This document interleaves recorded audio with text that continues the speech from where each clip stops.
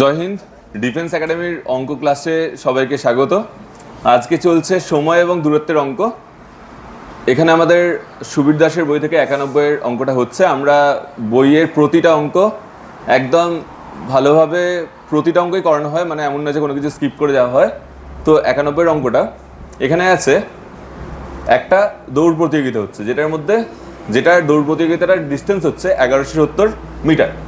এখানে দুজন কন্টেস্টেন্ট আছে, একজন হচ্ছে রমেন, আরেকজনের নাম মোহন। রমনের সময় লাগছে 65 সেকেন্ড, মোহনের সময় লাগছে 90 সেকেন্ড। যে কোয়েশ্চেনটা বলা আছে রমেন মোহনকে কত মিটারে পরাজিত করছে। আচ্ছা, এখানে আমাদের একটা দেখতে হবে একটা জিনিস, যে মোহন কত মিটারে পরাজিত হচ্ছে, মানে কত সেকেন্ড? 25 সেকেন্ড। মানে মোহন যেই দূরত্বটা 25 সেকেন্ডে অতিক্রম করবে, সেই দূরত্বটা রমেন 25 সেকেন্ড, মানে মোহনের আগেই 25 সেকেন্ড আগে ঢুকে যাবে। তো মোহন 25 সেকেন্ডে যেই দূরত্বটা কভার করতে পারতো, সেই দূরত্বে সে পরাজিত হবে, কারণ 25 সেকেন্ড আগে থেকে গিয়েছিল রেসটা কমপ্লিট করার আগে থেকে। তো মোহন 90 সেকেন্ডে কত যায়? 90 সেকেন্ডে রেসটা কমপ্লিট করে, 90 সেকেন্ডে কত যায়? মিটার। আমি একবারে করে দিতে পারি। 1 সেকেন্ডে কত যায়? ভেঙেই করছি তোমার জন্য। 1170 মিটার বাই কত? 90 সেকেন্ড। আমাকে 25 সেকেন্ডে কতটা যায় সেটা বার করতে হবে। 25 সেকেন্ড মানে কত? 25 দিয়ে গুণ করছি, এখানেও 25 দিয়ে গুণ করছি, তাই তো? তাহলে 0 0 কেটে দিলাম, 9 13 117, তাই তো? এবার 25-এর নামটা দিয়ে করা যাবে, 13-এর নামটা দিয়ে করা যাবে, 25-এর নামটা দিয়ে করি। 3 25-এ কত? 3 25-এ জোরে 75-এর 5 হাতে 7, 25 1 কে 25-এর সাথে 25-এর 7 যোগ করলে 32। তাহলে রমেন মোহনকে কত দূরত্বে পরাজিত করছে? 325 মিটার দূরত্বে। ঠিক আছে, ডিফারেন্সটা ক্যালকুলেট করে হয়ে গেল। বল 94-এর অঙ্কটা বল। আচ্ছা, একটা টোটাল একটা যাত্রাপথ আছে, যেটার 35% অনিল যাচ্ছে, অনিল বলে ছেলেটা যাচ্ছে, এইসব লেখার দরকার পড়ে না পরীক্ষায়। 35% যাচ্ছে কত কিলোমিটার প্রতি ঘন্টা? 70 কিলোমিটার প্রতি ঘন্টা। 40% যাচ্ছে, মানে মোট যাত্রাটা কত হবে? 100% হবে।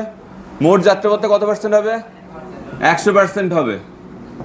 এখানে তারপরে বাকি 40% যাচ্ছে 80 কিলোমিটার প্রতি ঘন্টা, যে তারপরে আচ্ছা, টোটাল যদি 100 হয়, কত আমরা কভার করে ফেলেছি? 100 বিয়োগ 35% কভার করে ফেলেছি, 40% কভার করে ফেলেছি, মানে কত? এটা কভার করে ফেলেছি, মানে 75% যাচ্ছে কত কিলোমিটার প্রতি ঘন্টা? 50 কিলোমিটার প্রতি ঘন্টা। সমগ্র যাত্রাপথে তার গড় গতিবেগ কত? এবার এখানে আমাদের একটা জিনিস করতে হবে, এই যে পার্সেন্টেজ দেয়া আছে, পার্সেন্টেজ ধরলে কি হবে? একদমই না।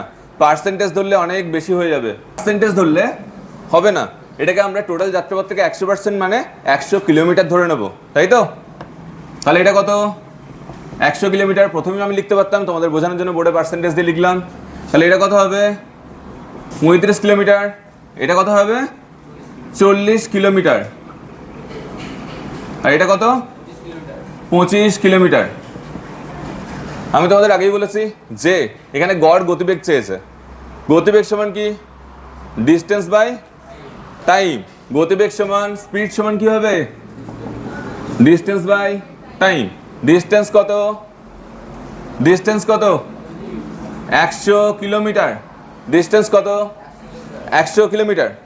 এবার দেখো, গোটা রাস্তাটা 3টে পার্টে বিভক্ত। এইটুকুর জন্য একটা সময় লাগবে, এইটুকুর জন্য একটা সময় লাগবে, এইটুকুর জন্য একটা সময় লাগবে, তাই তো? 3টে আলাদা আলাদা সময়। এবার দেখো এইটুকুর জন্য কত সময় লাগবে?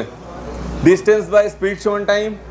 ডিস্টেন্স বাই স্পিড সমান টাইম। তো এই 35 কিলোমিটার কভার করতে গেলে স্পিড কত? 70 কিলোমিটার প্রতি ঘন্টা। তাহলে ডিস্টেন্স বাই স্পিড সমান টাইম। ডিস্টেন্স বাই স্পিড সমান এখানে কত হচ্ছে বলো? পয়েন্টের দিকে একদমই যাওয়া যাবে না, ভুল হয়, 1/2 হচ্ছে এটা, হবে? তারপরে এটা 40 কিলোমিটার যাচ্ছে 80 কিলোমিটার প্রতি ঘন্টায়, এটা কত হবে?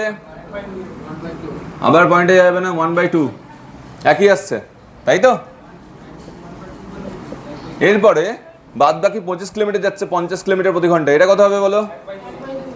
আবার একই ব্যাপার, ডিস্টেন্স বাই স্পিড সমান টাইম, মানে 1/2 ঘন্টা, তাহলে এটাও 1/2, তাই তো? এটা ছোট করে নিলাম একবারে, তোমরা একবারে এখানেও করতে পারো, যখন একটু ম্যাচিউর হয়ে যাবে, করতে করতে যখন হাত সেট হয়ে যাবে এরকম করবে, ঠিক আছে?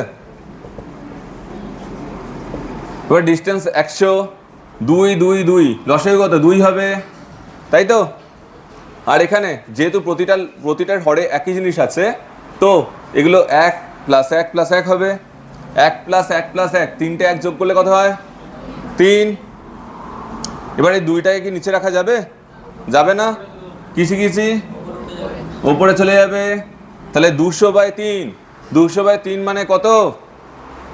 66 পূর্ণ 2/3, মুখস্থ রাখতে বলেছি। 100/3 সমান কত? 33 পূর্ণ 1/3, 200/3 সমান কত? 66 পূর্ণ 1/3 নয়, 2/3, তাহলে 66 পূর্ণ 2/3 কিলোমিটার প্রতি ঘন্টা। এইগুলো আমাদের মুখস্থ রাখতে হবে। 100/3 মানে 33 পূর্ণ 1/3, এগুলো করার মতো সময় দিলে হবে না। এই ক্যালকুলেশনগুলো ছোটো ছোটো মুখস্থ রাখলে তবে স্পিডটা তোমরা পরীক্ষা দেখতে পাবে।